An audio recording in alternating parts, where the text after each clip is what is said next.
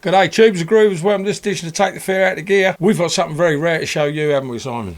Oh, it's amazing. I've never seen one of these before. But this has seen the Fab 4 before.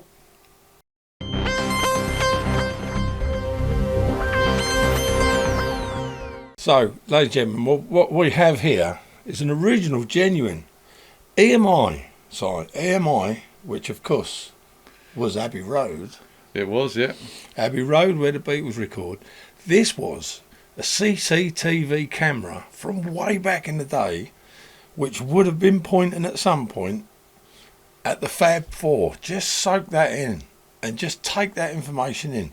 That little old screen on the front here, that little sensor there, and it is small. If we could residually pull out the Fab 4, how fab would that be? That would just be amazing, wouldn't it? So what you have in a recording studio, I've even got one here in mine, and Simon has in his, is when you're recording bands, you can't hear when there's a knock on the door. You can't tell when someone's arrived because you're all in an enclosed space which is totally soundproof. So even back then, they would have had cameras to show who's coming up the hallway, who's knocking on the door, who's in Studio 1, who's in Studio 2, who's in Studio 3. And these cameras were used for just such that device. Not necessarily security, but more for information side, just to let you know who's about and who's recording what, where and when. Well, these are very old. These were like made in the 60s and onwards. And this is a extremely old one, because this is a 405 line, which was like in the UK 625 lines. But you could get them in all different formats. So you could get them in 405, you get them in 525 for our American friends, and 625. So you would have seen these all over the world in studios and all kinds of different places. I very much doubt they were used for broadcast. I mean, who knows? They were small enough, but yeah, really, I think they were they were closed circuit, weren't they? Yeah, they were primarily designed for closed circuit. This one we're going to try and get a lens for. Yeah. And we've noticed this one's been set to 240, so it would have been used. With the help of Alan the Great. Yes, he doesn't know yet, but he might be able to have a little look at it and advise maybe. With a bit of luck from Alan, we may be able to get this thing up and running. I mean, that'd be great. Wouldn't it be great if I had screen burn of the Fab 4 on it? That would be good, wouldn't it? They've been pointing at them too long and it's just been etched on there. Anyway, so the reason behind this video is this is a very rare, not valuable, but a very sentimental piece of equipment, especially to me and Simon, who are musicians and who love the Beatles and have always wanted to record in Abbey Road. And we've got a piece of Abbey Road memorabilia. Brilliant.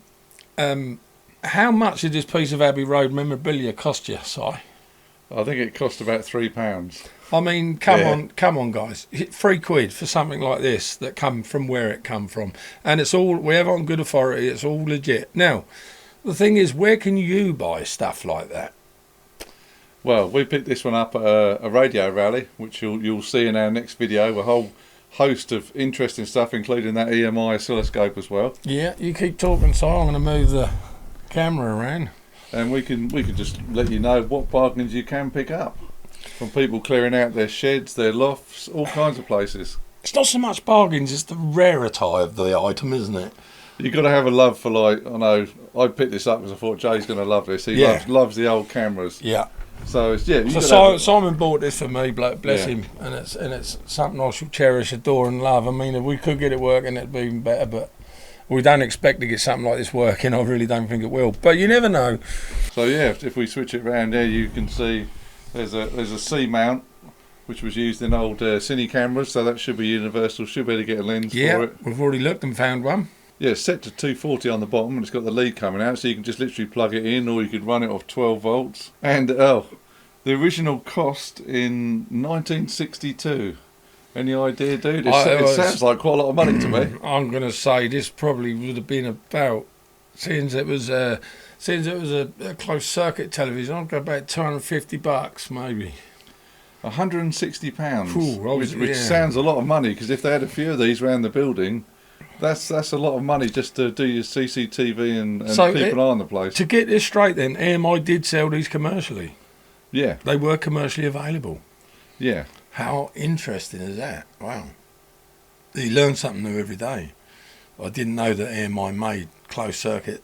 They probably made them for their own use and then thought, you know what, we've got too many of these, let's sell them. That's probably what they did. Got a good product together and thought, yeah, let's do it. Yeah, it's about EMIs. That's what they were like. You know, they'd make microphones. They made everything. EMI were geniuses. They had the best of the best engineers, and that is why that studio was so great. That is why the Beatles, the Fab Four, were able to get recordings that stand up today on 4-track tape. Unbelievable. Okay, it might have been running at 15 nips and was 2 inches, but, you know, you're going to get good quality on it. These guys were wizards, and the guys around them knew what to do. And a lot of it was all captured on that. How fantastic, guys. We have got a video coming up after this one. I'm not sure if it'll be today. It'll probably be next week because we've got something to do. Simon and I have got to go off to Ipswich and see a man called Malcolm. And Malcolm will be featured on this show. He won't be here with us, but the stuff we purchased from Malcolm is pretty damn interesting, Simon. It's good stuff, yeah, definitely. Thanks to Malcolm, we'll be able to show you next week or the week after. But keep an eye on Take the Fear Out of Gear with me, Jason Bangers. And me, Mr. Chumley Warner. We'll see you on the next one. Please hit the subscribe. It would do us a world of good. Like, tell all your friends. Hit that notification bell and you'll see everything we're doing in the future. Now, you look after yourselves, y'all. See you later. Cheer,